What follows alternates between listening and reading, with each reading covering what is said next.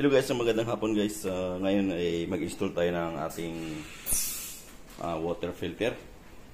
So ito kasi problema namin guys. Yung tubig namin dito is siyempre nandito kami sa disyerto. So maano yung tubig, medyo maasin. Kahit naka-RO na kami, yung tubig namin is may maasin pa din. So hindi magandang klase yung ano namin, pang ano ng tubig. So gagamit ako ng para ma-prolong ko yung aking heater ng aking boiler. So mag-i-install ako ng water filter. Ayan. Ito yung i-install ko guys. Tinanggal ko na sa box. Ayan. Tinanggal ko na sa box. So ito yun. Ito yung filter ko na yan. Ayun yung tangke ko. Maliit lang. So ikakabit ko na. So kasi ito guys, tingnan mo guys, pag walang masyadong ano yung ano mo guys, tingnan mo maasin yung tubig yun. Tingnan mo yan guys, maasin. So ayun o, ganun mangyayari pag ganito yung ano natin, tubig. Pag maasin ang tubig, yan ang mangyayari. Ano. So ngayon guys, pag ganyan yung ating heater, yun ang matatamaan dyan pag nagkaroon ng ganito, pag maasin ang tubig natin. Ano. So nag-decide ako na ayun guys, sobrang asin, maasin yung ayun o, pag ginano ko yung tubig o, ayun yung tubig guys. So maasin talaga siya. So ang gagawin ko, lalagay ako ng water filter. So ayusin ko muna itong aking side glass.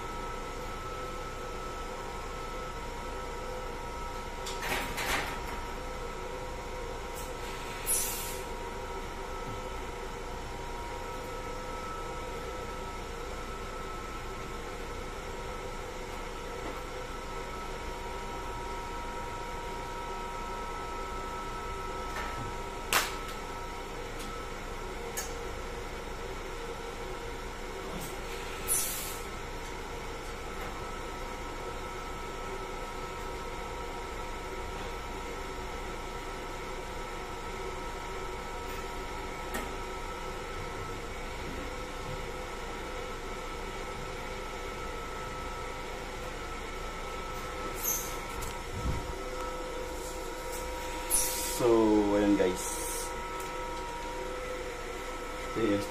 So, dahil bago to guys, kailangan nating i-release muna natin yung ano nito. I-bleed muna natin to guys. Hindi natin pwedeng i-direct tayo kabit doon sa unit. Dito sa tangke. Kasi may mga carbon yan. Kaya kailangan nating i-bleed muna natin. So, ayan. Bubuksan ko yung pinaka-main.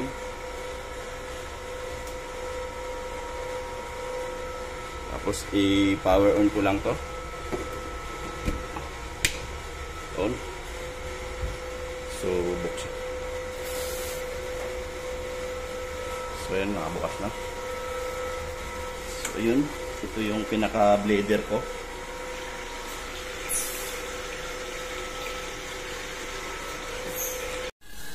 So, yun guys. Natapos ko na i-install yung aking water purifier guys. Ito RO yan, oh. RO. Reverse osmosis. So, ayan. Nakikabit ko na dito sa aking pipeline water. Ito naman yung sa aking out water out. So, ayan guys. So, nag-refill na siya. Ayan. So, ganun lang kasimple guys. Ito guys, tip ko lang sa inyo pag ganito yung lalo na pag maasin yung ating tubig. So, madali kasi masira yung ating heater. Yung heater ng ating boiler. So, pag nasira yung heater na yan, kailangan mo magpalit. So, dapat yan mga ganyang heater tumatagal ng mga ano yan guys, mga 10 taon. Mga 10 years ang tumatagal dapat yung heater. Pag maganda yung iyong water. Yung TDS ng water mo mababa. So, okay. So, wala siyang masyadong maasin. So, yan. Kaya, ang ginawa ko guys, para ma-prolong ko yung kanyang heater, kasi actually wala akong spare ng heater nito eh. Para ma-prolong lang yung heater niya, nag-order ako ng ganito guys. Yan. RO. Yan yung magre-refill doon sa boiler. Yung tubig na gagamitin mo doon sa boiler, yung RO. Pero yung ginagamit dito sa water pump guys, yung sa vacuum niya, kahit hindi na yan purified, okay lang yan. Nakaseparate yan. Yan. Kahit galing na sa tap water lang yan, walang problema yan. Kasi tinatapon lang naman yan. Cooling lang naman yan. Ang importante kasi din guys sa yung ating boiler. Kasi mayroon tong built-in boiler, hindi to yung steam boiler niya. So mayroon siyang built-in. So kailangan natin maganda yung tubig niya para ma-prolong natin yung ating heater. Tsaka yung tangke na rin guys. Kasi pag yan ang tangke na butas ng boiler mo, magpapalit ka ng buo. So napakahirap. So yun. So yun lang guys, na-install ko na. Sandali lang i-install to guys. Napakadali lang. Plug and play lang naman to. Ayan.